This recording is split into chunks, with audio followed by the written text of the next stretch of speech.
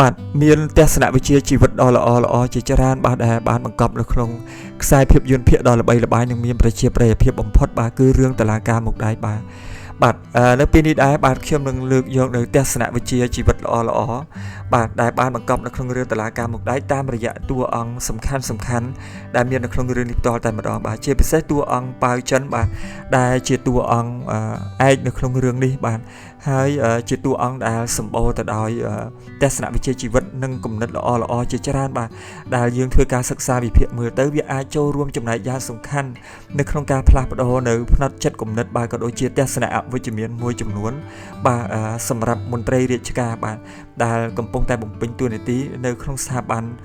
ផ្សេងបាទជាពិសេសគឺនៅក្នុងស្ថាប័នតុលាការនេះផ្ទាល់តែម្ដងបាទទស្សនវិជ្ជាជីវិតដែលបានលើកឡើងថាជីកស្មៅត្រូវជីកទាំងរឹសរបស់តួអង្គប៉ៅចិននៅក្នុងរឿងតឡាការមុខដែកបាទគឺពិតជាបានបង្កប់នៅអត្ថន័យយ៉ាងជ្រាលជ្រៅបានលើសពីអ្វីដែលយើងបានគិតទុកនិងបានធ្លាប់ដឹងពីមុនមកបាទនៅក្នុងដំណើរការកាត់ក្តីរបស់តួអង្គប៉ៅចិននៅក្នុងរឿងតឡាការមុខដែកបាទគឺតួអង្គប៉ៅចិនប្រកាន់នៅលើគោលជំហរយុត្តិធម៌សច្ចធម៌មិនលំអៀងបាទគឺមានការកាត់ក្តីបាទប្រកបទៅដោយភាពត្រឹមត្រូវនឹងយុត្តិធម៌សច្ចធម៌ដោយពុំមានការលំអៀងបាទបពពួកបាទស៊ីសំណោកសោកប៉ាន់ពីនរណាម្នាក់នោះឡើយបាទយើងឃើញថាការកាត់ក្តីរបស់ប៉ៅចិនបាទគឺមានភាពបាទស្មើភាពគ្នាបាទមិនថាតែជាប្រជារាស្ត្រធម្មតាជាមន្ត្រីរាជការបាទឬសូម្បីតែតាក់ទងជាមួយនឹងខ្សែរាជវង្សបាទក៏ប៉ៅចិនមានការកាត់ក្តីដោយពុំមានការភ័យខ្លាចភិតភ័យឬខ្លាចទទួលរងនៅអំណាចគៀបសង្កត់អំពីថ្នាក់លើនោះឡើយបាទទស្សនៈដែលថាជីកស្មៅត្រូវជីកទាំងរឹសពេលនេះគឺមានន័យថាដើម្បីឲ្យនគរមួយបាទមានការរីកចម្រើនជឿនលឿនទៅមុខមានសុខសន្តិភាពបាទគឺទាមទារឲ្យត្រូវតែធ្វើការកម្ចាត់មនុស្សអាក្រក់ទាំងអស់បាទមិនថាតែនៅក្នុងវណ្ណៈណានោះឡើយបាទជាប្រជាជនសាមញ្ញជាមន្ត្រីរាជការឬក៏មានតាក់ទងជាមួយនឹងខ្សែរាជវង្សនោះឡើយបាទគឺត្រូវតែកម្ចាត់ទាំងអស់បាទទើបផ្ដាច់ឫសគល់នៅ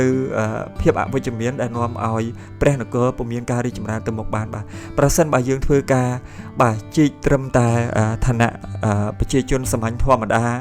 បាទឬក៏មន្ត្រីរាជការបាទក៏ប៉ុន្តែយើងមិនហ៊ានជីកបាទឫសគល់ទៅដល់វណ្ណៈថ្នាក់លើបាទឬក៏តាក់ទងជាមួយនឹងខ្សែរាជវង្សនោះទេបាទព្រះនគរមួយនេះគឺនៅតែមានរឿងរ៉ាវកើតឡើងបាទផ្នែកអវិជ្ជមានជាបន្តបន្ទាប់បាទគឺពុំអាចផុតរលត់នោះឡើយបាទដូច្នេះដើម្បីសម្រេចបាននៅកិច្ចការងារដែល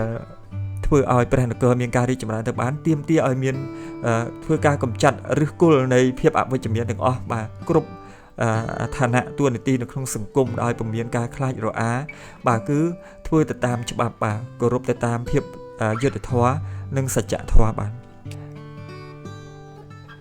ចំពោះទស្សនៈខាងលើនេះយើងឃើញថាប្រសិនបើប្រទេសទាំងអស់នៅលើโลกយើងនេះបាទអនុវត្តនៅការកាត់ក្តីប្រកបដោយគោលជំហររឹងមាំបាទប្រកាន់ខ្ជាប់នៅយុត្តិធម៌សច្ចធម៌និងមិនចោះញោមនៅអំណាចណាមួយនោះបាទគឺប្រទេសនោះគឺប្រកាសជាមានការរីកចម្រើនលើគ្រប់វិស័យទាំងអស់បាទហើយភាពអវិជ្ជមាននៅក្នុងសង្គមនឹងត្រូវបានកាត់បន្ថយបាទរហូតអស់គ្មានសល់បាទនេះគ្រាន់តែជាទស្សនៈមួយបាទដែលបង្កប់នៅក្នុងរឿងតឡាការមុខដែកបាទតាមរយៈតួអង្គប៉ៅចិនបាទនៅមានទស្សនវិជ្ជាជីវិតល្អជាច្រើនទៀតបាទដែលមានប្រយោជន៍បាទក្នុងការចូលរួម